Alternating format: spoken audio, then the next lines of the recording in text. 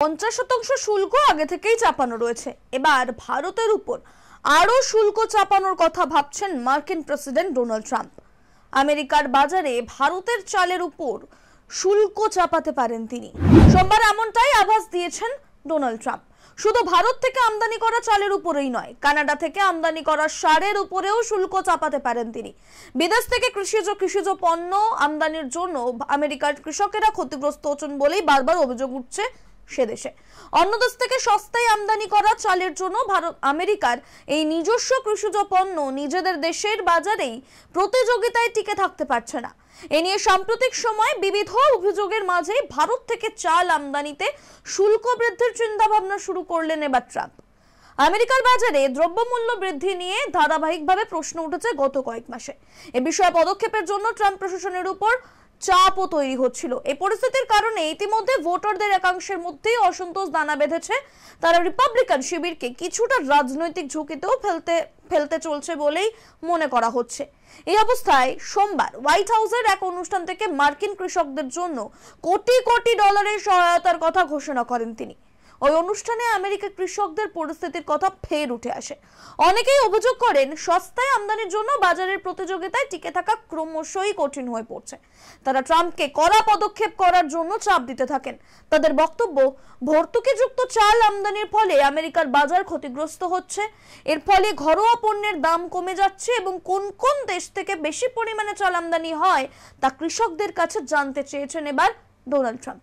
উত্তরে লুইসিয়ানার Kennedy rice মিলের CEO মেরিল Kennedy জানান, ভারত, থাইল্যান্ড এবং চীন রয়েছে তালিকার শীর্ষস্থানে।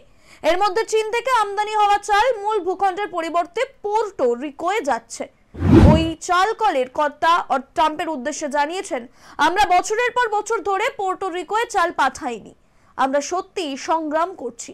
তার দাবি, বর্তমানে যে পরিমাণ আমদানি শুল্ক রয়েছে তাতে বিশেষ কাজ হচ্ছে না, তাই এই শুল্কের হার দ্বিগুণ করার জন্য ট্রাম্পকে অনুরোধ করেন তিনি। ট্রাম্পও তাদের আশ্বস্ত করেন, ভারত থেকে আমেরিকার চাল এনে মজুত করার বিষয়টি তিনি দেখবেন। আমেরিকার প্রেসিডেন্ট বলেন, ওদের ডাম্পিং অর্থাৎ এক জায়গা থেকে অন্য জায়গায় জমানো এই বিষয়টি, এমন ডাম্পিং করা উচিত নয়। আমি এটা শুনেছি, আমি অন্যদের কাছ থেকে এটা শুনেছি, আপনারা এটা করতে পারেন না। একই রকম ভাবে কানাডা থেকে সার আমদানির পরিস্থিতির দিকেও নজর রাখতে চান তিনি। বস্তুত আমেরিকায় আমদানি করার সারের বেশিরভাগই চলে যায় কানাডা থেকে। ট্রাম্প জানিয়েছেন, প্রয়োজনে আমরা কড়া শুল্ক চাপাবো। ভারত এবং কানাডা দুই দেশেই বর্তমানে আমেরিকার সঙ্গে নিজেদের বাণিজ্যিক সম্পর্কে স্থিতিশীলতা আনার চেষ্টা করছে। দ্বিপাক্ষিক স্তরে বাণিজ্য চুক্তি চূড়ান্ত করার জন্য দফায় দফায় আলোচনা চলছে, তবে এখনো কোনো সিদ্ধান্ত গৃহীত হয়নি। এই অবস্থায় ভারত থেকে আমদানি করা চাল নিয়ে ট্রাম্পের নয়া চিন্তা ভাবনা দুদেশের বাণিজ্য আলোচনাকে আরো মন্থর করে দিতে পারে বলেই মনে করা হচ্ছে। তবে বর্তমানে ভারতীয় পণ্যের উপর 50% শুল্ক যেটা চাপানো হয়েছে সেটা ইতিমধ্যেই রয়েছে।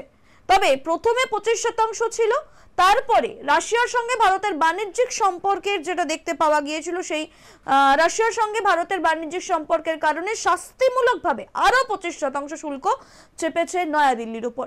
এরই মধ্যে চলতি সপ্তাহে বাণিজ্য নিয়ে আলোচনার জন্য মার্কিন প্রতিনিধি দল ভারতে আসছে। সেখানে এ বিষয়ে কোনো আলোচনা হয় কিনা সেদিকেও কিন্তু নজর থাকবে। প্রসঙ্গত উল্লেখ্য, গত বৃহস্পতি শুক্রে ভারত সফর করেছেন রুশ প্রেসিডেন্ট ভ্লাদিমির পুতিন।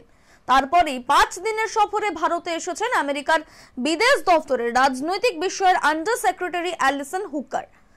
তিনি বিভিন্ন বিষয়ে ভারতীয় আধিকারিকদের সঙ্গে বৈঠক করবেন। দুই দেশের মধ্যে বাণিজ্য চুক্তি সহ একাধিক গুরুত্বপূর্ণ বিষয়ে আলোচনা করবেন। কিন্তু সেই আলোচনার আগেই ফের শুল্ক বা নিক্ষেপের হুঁশিয়ারি দিয়ে রাখলেন ডোনাল্ড ট্রাম্প।